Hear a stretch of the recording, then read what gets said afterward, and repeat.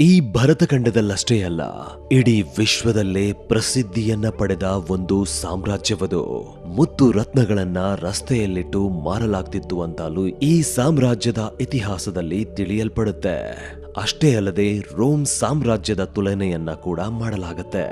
ಈ ಶ್ರೀಮಂತ ಸಮೃದ್ಧ ಸಾಮ್ರಾಜ್ಯವೇ ಭರತ ಭೂಮಿಯ ಕನ್ನಡ ನಾಡಿನ ಹೆಮ್ಮೆಯ ವಿಜಯನಗರ ಸಾಮ್ರಾಜ್ಯ. ಈ ಸಾಮ್ರಾಜ್ಯವನ್ನ ಕಟ್ಟಿದ್ದು 1ನೇ ಹರಿಹರ ಮತ್ತು ಬುಕ್ಕರಾಯ 1336ರಲ್ಲಿ. ಈ ಸಾಮ್ರಾಜ್ಯದ ಸ್ವರ್ಣಯುಗ ಅಂದ್ರೆ ಅದು ಕೃಷ್ಣದೇವರಾಯರ ಕಾಲ. ಈ ಕಾಲದಲ್ಲಿ ವಿಜಯನಗರ ಸಾಮ್ರಾಜ್ಯ ಸಮೃದ್ಧವಾಗಿತ್ತು. ಸೇನಾ ಶಕ್ತಿ ಮತ್ತು ಆರ್ಥಿಕ ಸ್ಥಿತಿ ಉತ್ತುಂಗದಲ್ಲಿತ್ತು. ದೇಶ ವಿದೇಶದ ಪ್ರಯಾಣಿಕರು ಈ ಸಾಮ್ರಾಜ್ಯದ ಬಗ್ಗೆ ತಮ್ಮ ಪುಸ್ತಕದಲ್ಲೂ ಕೂಡ ನಮೂದಿಸಿದ್ದಾರೆ. ಇಂತಹ ಸಾಮ್ರಾಜ್ಯಕ್ಕೆ ಬಂದು ಅಪ್ಪಳಿಸಿದ ಒಂದು ಭೀಕರ ಬರದ ಬಗ್ಗೆ ನಿಮಗೆ ಗೊತ್ತಾ? ಹೌದು, ಪ್ರಕೃತಿಯನ್ನ ಯಾರೂ ಸಹ ನಿರ್ವಹಿಸೋಕೆ ಸಾಧ್ಯ ಆಗೋದಿಲ್ಲ. ಇದಕ್ಕೆ ನಿದರ್ಶನವೇ ಶಕವರ್ಷ 1462ರಲ್ಲಿ ವಿಜಯನಗರ ಸಾಮ್ರಾಜ್ಯಕ್ಕೆ ಬಂದೊದಗಿದ ಒಂದು ಭೀಕರ ಬರ. ಈ ಬರದ ಬಗ್ಗೆ ಗೊತ್ತಾಗಿದ್ದು ಹಾವೇರಿ ತಾಲೂಕು ಗುತ್ತಲದ ಚಂದ್ರಶೇಖರ ದೇವಾಲಯದ ಬಳಿ ಸಿಕ್ಕಿರೋ ಶಾಸನದಿಂದ. ಈ ಶಾಸನವು ಹಲವು ವರ್ಷಗಳಿಂದ ಗೋಚರಿಸಿತ್ತು, ಆದರೆ ಅದರ ಮೇಲೆ ಯಾವುದೇ ಅಧ್ಯಯನ ಆಗಿರಲಿಲ್ಲ. ಈಗ ಹಂಪಿ ಪುರಾತತ್ವ ಸಂಗ್ರಹಾಲಯ ಮತ್ತು ಪರಂಪರೆ ಇಲಾಖೆಯ ನಿರ್ದೇಶಕರ ನೇತೃತ್ವದಲ್ಲಿ ತಜ್ಞ ವಿಶ್ಲೇಷಣೆ ನಡೆದು ಇತಿಹಾಸದ ಈ ಘೋರ ಘಟನೆಯ ವಿಷಯ ಬೆಳಕಿಗೆ ಬಂದಿದೆ. ಈ ಶಾಸನದ ಬಲಭಾಗದಲ್ಲಿ 20 ಸಾಲುಗಳು ಮತ್ತು ಎಡಭಾಗದಲ್ಲಿ 13 ಸಾಲುಗಳಿವೆ. ಇದು ಕನ್ನಡದಲ್ಲಿವೆ, ಅಂದರೆ ಅಂದಿನ ಕನ್ನಡ ಲಿಪಿಯಲ್ಲಿದೆ. ಇದೊಂದು ಹೊಸ ಶೋಧವಾಗಿರೋದರಿಂದ ಎಲ್ಲೂ ಹೆಚ್ಚು ಇದರ ಬಗ್ಗೆ ಪ್ರಕಟವಾಗಿಲ್ಲ.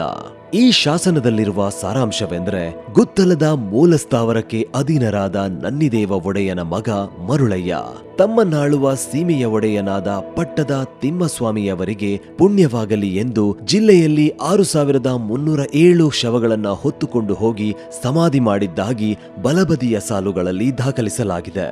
ಇನ್ನು ಎಡಬದಿಯಲ್ಲಿ ಶಾಲಿವಾಹನ ಶಕವರ್ಷ 1462ರ ಬರಾಬಂದ ವಿಕಾರಿ ಸಂವತ್ಸರ ಭಾದ್ರಪದ ಶುಕ್ಲ 5ರಂದು ಬಸವೇಶ್ವರದ ಪಾದ ಹಿಡಿದು ಈ ಶಿಲ್ಪವನ್ನ ಪ್ರತಿಷ್ಠೆ ಮಾಡಿದರೆಂದು ವಿಷಯ ತಿಳಿಯುತ್ತೆ.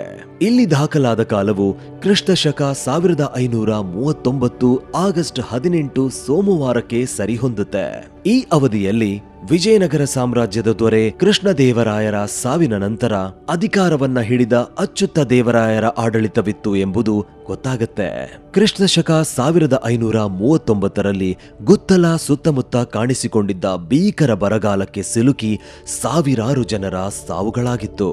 ಅಲ್ಲಿ ಅನಾಥವಾಗಿ ಬಿದ್ದಿದ್ದ ಶವಗಳ ಅಂತ್ಯ ಸಂಸ್ಕಾರವನ್ನ ಮರುಳಯ್ಯ ಎಂಬುವವರು ಮಾಡಿರುತ್ತಾರೆ. ಇವರು ಅಂತ್ಯ ಸಂಸ್ಕಾರ ಮಾಡಿದ ಶವಗಳ ಸಂಖ್ಯೆ 6307 ಅನ್ನೋದು ಮುಖ್ಯ ವಿಷಯ.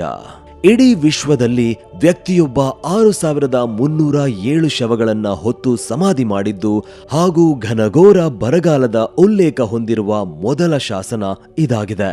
ಇದರಿಂದ ತಿಳಿಯೋದು, ಅತ್ಯಂತ ಸಂಪದ್ಭರಿತ ಸಾಮ್ರಾಜ್ಯದಲ್ಲಿ ಇಂತಹ ಒಂದು ಬರ ಬಂದು ಜನರನ್ನ ಜನಜೀವನವನ್ನ ನಲುಗಿಸಿತ್ತು ಅನ್ನೋದು ಇಂದು ಈ ಶಾಸನದಿಂದ ನಮಗೆ ತಿಳಿದಿದೆ. ಬೆಸ್ಟ್ ಎಂಟರ್ಟೈನ್ಮೆಂಟ್ಗಾಗಿ ಲೈಕ್, ಫಾಲೋ ಮತ್ತು ಸಬ್ಸ್ಕ್ರೈಬ್ ಮಾಡಿ ರೆಡ್ ಎಫ್ಎಂ ಕನ್ನಡ.